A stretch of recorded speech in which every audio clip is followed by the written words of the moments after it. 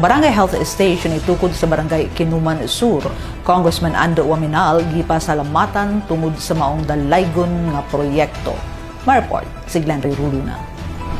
Dako nga proyekto ang gilauman nga matuman sa Barangay Kinuman Sur ning syudad. Pinaagi sa pagtukod sa usa ka moderno nga health station nga mokabat ngadto sa 2.4 milyones pesos ang mga proyekto na sulod ubos sa General Appropriations Act GAA 2024. Pinasikan sa pagpanikabot ni 2nd District Congressman Ando Waminal ngadto sa national government, pinaagi sa suporta nila ni Presidente Ferdinand Bongbong Marcos Jr. o House Speaker Martin Romualdez.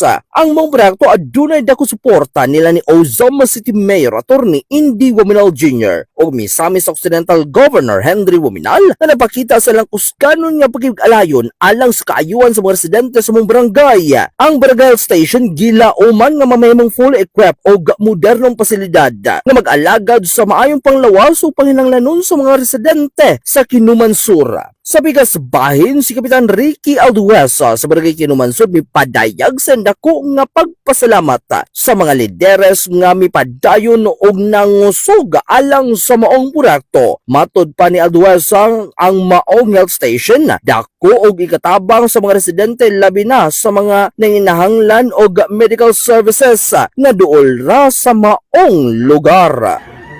Pinaka-importante yun kay labi ng barangay na mo nga layo siya sa sentro nga kung na ay normal ay kuha lang dili lang kayo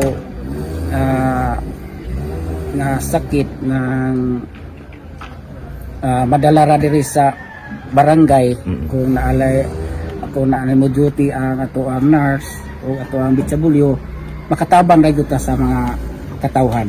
Ako kay siya og katabang sa katawa sa barangay Kinuman Sur.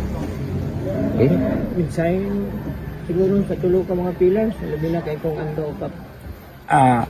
Ako kay kong pasalamat sa tuang 3 pillars si Governor Henry Waminal og sa tuang Congressman Ando Waminal og sa tuang City Mayor Indy Waminal.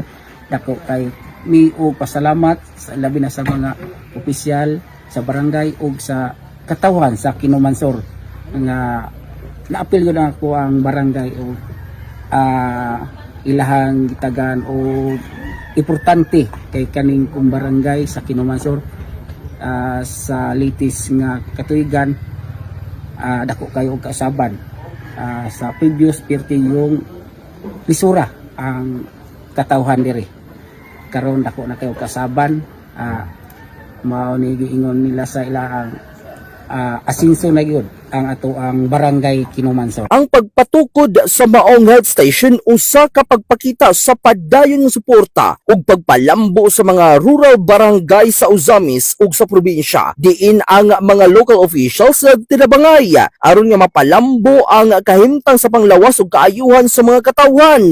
Ang barangay health station sa Kinuman Sur gilauman nga matukod ug magamit na sa mga residente sa umaabot nga Disyembre ni nagpadayon nga tuig. Kini usa ka nakuntabang alang sa maong barangay. Alang sa Uzamis Today, kini si Glenn Ray Ruluna. Salamat Glenn.